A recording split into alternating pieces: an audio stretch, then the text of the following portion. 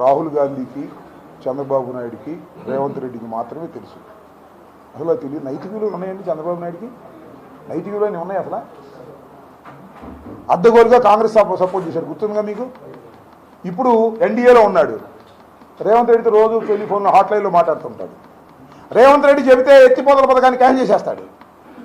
ఏంటిది? ఇదే నైతికత? నాకు అర్థం కాల. మొన్న వెళ్ళారు, మహిళా బిల్లుకి అనుకూలంగా ఓటు వేయడానికి వెళ్ళారు. వ్యతిరేకంగా ఓటు వేసిన ముఖ్యమంత్రి గారి దగ్గర అద్భుతమైన డిన్నర్ తీసుకున్నారు, పూల గుచ్చాలు ఇచ్చారు, ఫోటోలు దిగారు. ఏంది నీ నైతికత? నాకు అర్థం కాలేదు.